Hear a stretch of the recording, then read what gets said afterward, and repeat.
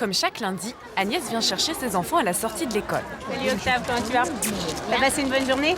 Ouais, ça s'est bien passé aujourd'hui? Alors dans la cour, vous avez joué à quoi? Au Bakugan. Et alors? Alban et Octave, 6 et 9 ans, sont très fiers de leur nouveau jeu.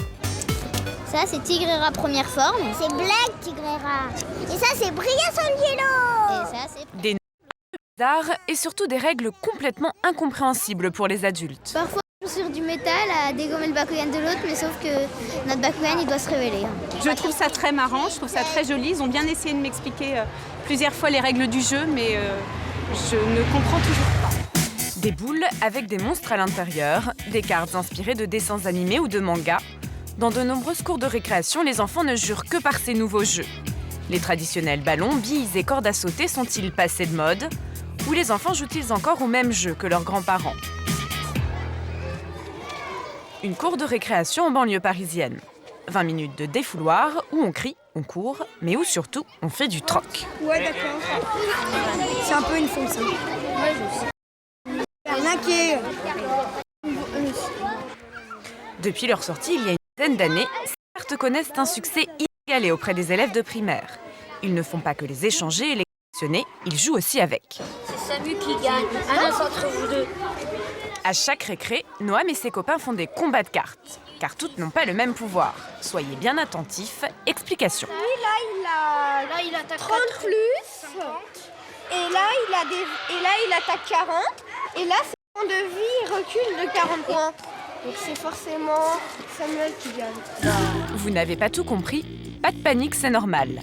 Chacun peut inventer ses propres règles. Le problème, c'est que ces cartes attirent les convoitises. Il y a des vols de cartes. Il y a des grands, ils jouent à chat et en même temps ils tapent dans les cartes et ils tombent et après ils les ramassent avec leurs pieds. Malgré les vols, les ventes de cartes ne faiblissent pas. On en achète chaque année plusieurs millions. Ce qui intéresse les enfants, c'est finalement à la fois jouer, mais surtout c'est posséder. C'est la rareté des cartes qui va faire leur intérêt. Et finalement, pendant la récréation, qu'on va pouvoir se confronter avec ses pairs et qu'on va pouvoir dire « T'as vu mon paquet, t'as vu la dernière carte que j'ai eue hier, t'as vu ci, t'as vu ça ». Mais toutes ces cartes ont un coût.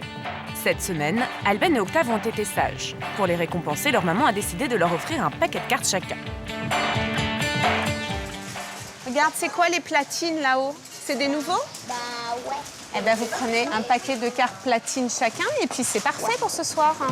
À 5 € les 10 cartes en moyenne, le budget jeu de récré revient vite très cher. Il faut compter 15 € par enfant, par mois à peu près. On limite, oui, tout à fait. Oui. Sinon, il n'y a pas de fin. Donc, ils en ont 3, ils en veulent 4. Quand ils en ont 4, ils en veulent 5. Et puis, ils sont à la recherche de celle qui leur fait plaisir, de celle qui est un peu plus rare.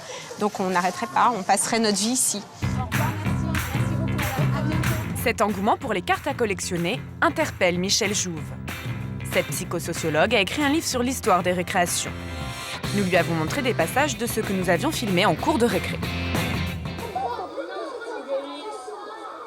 Les albums, c'est fou. Pour elle, ces cartes changent les rapports entre les enfants. Il y a tout le temps eu les marchandages, faut pas rêver. Il y a tout le temps eu le fait que je te troque une bille contre 4 billes. On se faisait souvent avoir au détour du troc. Mais maintenant, il y a ce phénomène de collection avec surenchère. Dès que vous avez fini une collection, il y en a une autre, puis encore une autre, puis encore une autre. Donc, qui est le plus fort de la cour de récréation? Pas celui qui a su d'une façon ou d'une autre se montrer le plus fort, ce qui est sain dans la société quelque part, hein. Ou celui qu'on aime le plus parce qu'il est tellement gentil ou tellement drôle, celui qui a la plus grosse carte. Pour éviter les jalousies, les vols ou les conflits, certains établissements scolaires ont prohibé les cartes. C'est le cas dans cette école parisienne.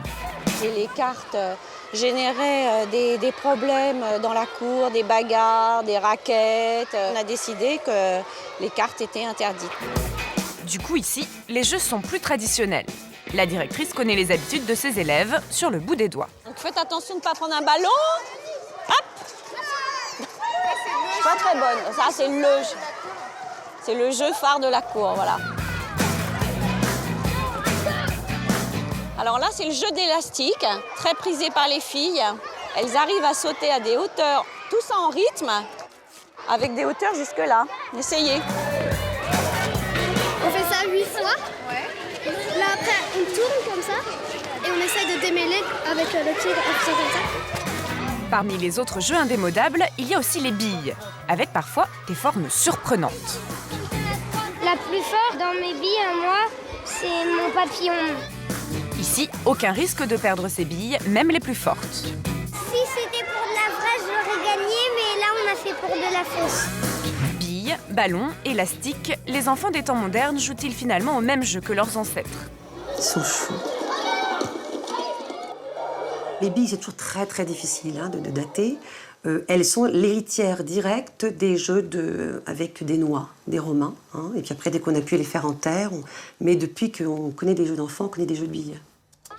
Si on compare une liste de jeux qu'on a au XVIe siècle et une liste de jeux qu'on pourrait établir maintenant, c'est exactement la même. Ce qui veut dire que les siècles passent, mais qu'il y a un véritable tissu intergénérationnel qui s'est établi là dans la cour de récréation. Catégorie. Des jeux qui perdurent depuis des siècles, mais dont les règles évoluent sans cesse selon les saisons et les modes. Bon, alors ça, vous voyez, par exemple, ça c'est l'exemple du jeu à la mode qui apparaît, on ne sait pas pourquoi, qui va disparaître comme il est apparu. Cité, amour de fleurs, Marguerite. Après la version fille, la version garçon, le 007. Ça, c'est recharger. C'est pour recharger. Il y a ça, c'est le bouclier pour se défendre. Et il y a ça, c'est pour tuer. Carte ou pas carte, la cour de récréation reste un lieu d'imagination débordante, qui donnerait presque envie de retomber en enfance. Alors, la récré au travail, c'est pour quand ?